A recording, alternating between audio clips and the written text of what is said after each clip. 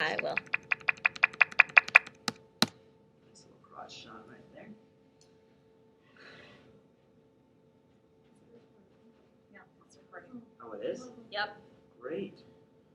So we watched the video. I'm Parker. Oh, I'm Lauren. And Brody.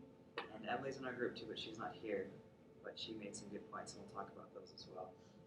But we watched video 2, which was our century's greatest injustice. Did we get that right?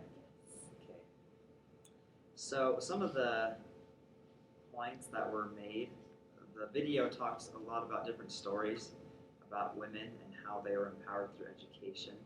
And so we're going to go through some of their different examples and how those different examples are how we can empower women. Does that work? Okay. So the first one discussed about how that lady was given the money, the scholarship money, to actually stay in school. And so, Laura, do you want to explain what happened there and how that can Of be course. important? So, I don't know if I should be looking at you guys or the camera. Do you think it matters? I think looking at the camera so we get the vocals. All right. So this story was about a young girl whose name I do not remember. Yeah. And she was in China in a poor village. When she reached the age of 13, yes, her parents told her that they were going to pull her out of school and have her start working in the rice paddies because the $13 a day education fee was too expensive, which is, I don't know if actually, I'm sorry, which is kind of mind-blowing to me, just because we pay so much for school, and you think of $13, and that's like a cheap meal for 2 people that you would get at a drive-thru, but for them, that's a huge difference in their life, and that's how much it costs. So the $13 fee was too much, so her parents were pulling her out of school. They then wrote a story in the United States in a newspaper about this girl. Turned out she had been the best student in her class, in her grade. She showed a lot of potential. They wrote a story about this girl in the newspaper, and people started sending in mass donations, lots of $13 checks, and then one money transfer of $10,000. With that money, they were able to keep this girl going through middle school and high school. She then started traveling, scouting jobs. She got jobs herself and was able to find jobs for lots of the other girls that she had gone to school with.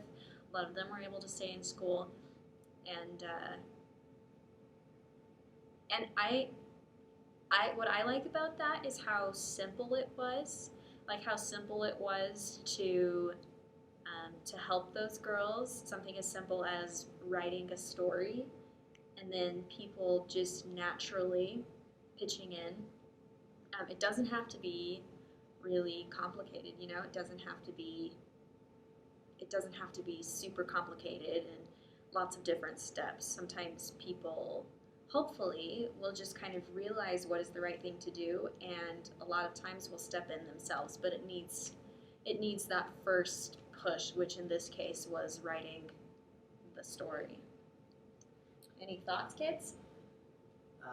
What I thought was amazing is that the girl, she didn't just have an education and then just stop there. She didn't just produce for herself and maybe just her family, but she produced for and carried that favor for her community, for people she didn't even know, to help benefit their future, help benefit the school as well. And so I thought that was amazing, and how maybe it was because the woman's drive, because she might have not have had that potential if she didn't have that money, and she realized it, helped her to have that drive to continue and help those individuals.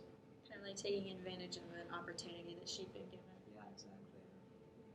And she didn't just help them out, but she became a role model. It's huge. next point that I liked, I don't know if you guys want to talk about this, but I liked how she talked about the statistics in the video. She talked about how there are so many, I don't even know all the numbers, but she asked the audience about who thinks there are more men in the world and who thinks there's more women. A lot of people thought there are more women, and actually there's not, there's more men. And it's because there are so many different prejudices against women, and women are killed, and there are so many women that could be saved because of education. I don't know. And they showed the picture of the girl who was malnourished. Yeah. And they talked about her brothers, how they were perfectly healthy, and then she was in the hospital. And the death rate of kids 1 through 5 of girls is 50% higher in India than boys. Yeah, that's pretty amazing. Yeah, that's so sad. Yeah, it's amazing how much the care of women just isn't. Yeah, and I think like, well, for the girl who had brothers who were perfectly fine, like, I don't understand how a parent could be treating their sons one way and then totally forget about their daughter. I just, you can't even comprehend why. And that's kind of worrisome that that's something that seems to be okay in that culture, you know, because that indicates not necessarily like a change in parenting needed, but an entire culture. Yeah. That's amazing because there was another story about a woman who became pregnant at 13, something like that, and then she lost the baby, became barren because she was so young, and the village put her in a hut and kept the door open, or took out the door so hyenas would get to her. There was a stick that she had, and she fought off the hyenas. She had nerve damage. What she did, she crawled from that village to another village where she knew she could get help. 30 miles. 30 miles, yeah.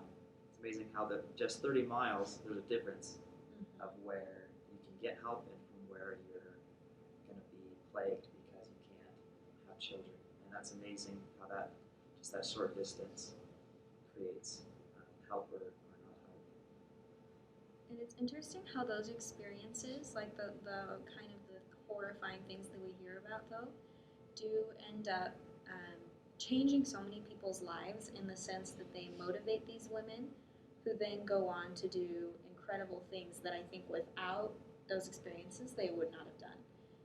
Definitely, I'm not advocating things like that, but it's interesting to see how people have the strength to turn something so awful into something so helpful, which I think goes back to what the video was really about, the vicious cycle being turned into the virtuous cycle, yeah, taking something really horrible and making it into something really incredibly good. Yeah, it's amazing. There was a story after story of those events. Any other insights you think of, like any points that you like bringing?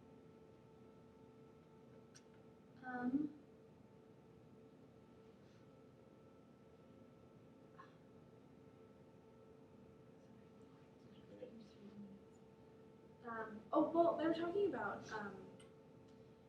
these girls getting scholarships and that allowing them to go to school. But I think a thought that came to my head was, would parents, even if their daughters got scholarships, would they still let them go to school? Because, you know, they think they're supposed to be at home. So even if they got these scholarships, would all of them still let their daughters stay in school? That was a thought that came to me. Yeah. That would be interesting to see. Yeah, see if they got that money, if they would actually do something with it.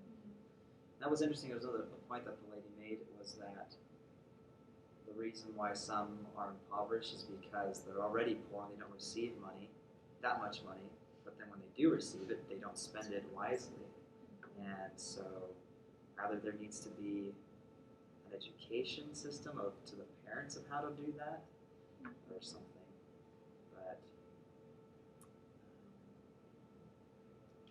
But yeah, it was just amazing. I don't know, is there anything else that you guys want to say before we close?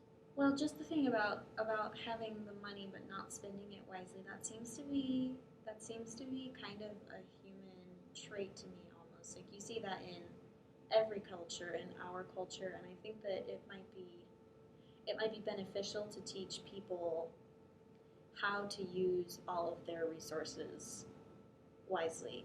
I don't think that everybody would, but we seem to live, especially the American society, the Western culture where we have so much and we take a lot of it for granted. But even people who don't take that kind of thing for granted, I think still it would be educational to teach how they can use their resources to the best extent and to the best, to what would best help them, their families, and their future.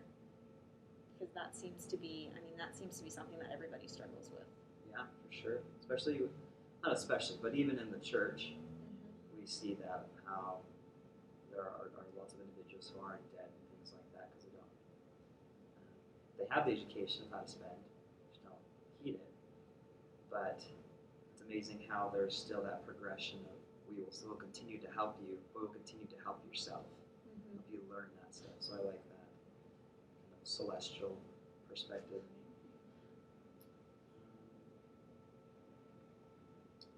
Anything else? I thought it was amazing how every single story, it wasn't just this girl who just I did really well and I'm lucky and yeah I'm just gonna go and do whatever.